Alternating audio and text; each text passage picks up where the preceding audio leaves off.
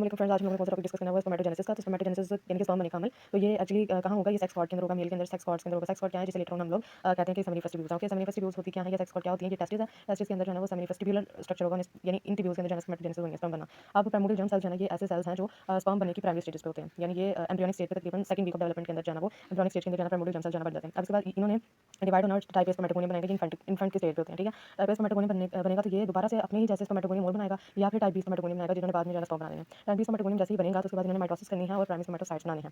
Primary spermatocytes के अंदर meiosis 1 होनी है। यहाँ एक बात नोट करने वाली है कि प्रोफेज 1 का यहाँ जो टाइम पीरियड होता है 22 डेज का होता है, 22 डेज का। और इन्होंने जाना बाद में सेकेंडरी स्पर्मेटोसाइट बनाना, जिन्होंने बाद में मियोसिस 2 करनी है और स्पर्मेटिड्स बनानी है। स्पर्मेटिड्स में देख लें एक बार कि यहाँ से लेकर जाना यहाँ तक का प्रोसेस स्पर्मेटिड्स बनाने का प्रोसेस के अंदर साइटोकाइनेसिस इनकम्प्लीट है। साइटोकाइनेसिस इनकम्प्लीट होने का मतलब क्या है कि अभी जितने भी सेल्स हैं ये इकट्ठे हैं, यानी कि यहाँ पर टाइप बी के बाद जितने भी सेल्स इन्होंने डिवाइड होने हैं तो ये इकट्ठे रहेंगे, यानी कि अगर स्पर्मेटिड्स हैं तो स्पर्मेटिड्स ने क्या करना है कि अभी भी इकट्ठे हैं, यानी ये जो है वो साइटोप्लाज्म के जरिए से जो है वो जुड़े हुए हैं, ठीक है। यानी साइटोकाइनेसिस भी नहीं, साइटोप्लाज्म नहीं सेपरेट हुआ, वो जाकर स्पर्म के लेवल पे सेपरेट होगा।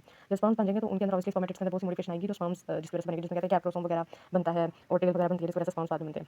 अब स्पर्म्स यहाँ तक बने, यानी कि स्पर्मेटिड्स बनने के बाद अब स्पर्मेटिड्स ने स्पर्म्स में बनना है, मैच्योरेशन हुई है स्पर्म्स की, स्पर्मेटिड्स की। तो इस अमल को कहते हैं spermiogenesis. So not to get confusion between spermatogenesis and spermiogenesis. इसके बाद स्पर्म बनने के बाद स्पर्मिएशन होनी है। स्पर्मिएशन का मतलब क्या है कि स्पर्म्स ने निकल आना है। स्पर्म ने निकल कहाँ से आना है? फॉर एग्जांपल जिस तरह मैंने आपको बताया कि ये जो है वो यानी ये कि जो सेमिनिफेस ट्यूब्यूल्स होती हैं, सेमिनिफेस ट्यूब्यूल्स ये वाली जो ट्यूब्यूल्स थी, तो इनके अंदर का व्यू लें तो हमें दिखता है कि यहाँ पर सारे सर्टेली सेल्स हैं जो स्पोर्टिंग सेल्स कहलाते हैं, और इनके दरमियान में ही जो है ना वो जर्म सेल्स थे जो बाद में स्पर्म्स बन गए। तो कहते हैं कि जब ये स्पर्म्स बन जाएंगे तो ये अब इस ल्यूमन के अंदर आ जाएंगे।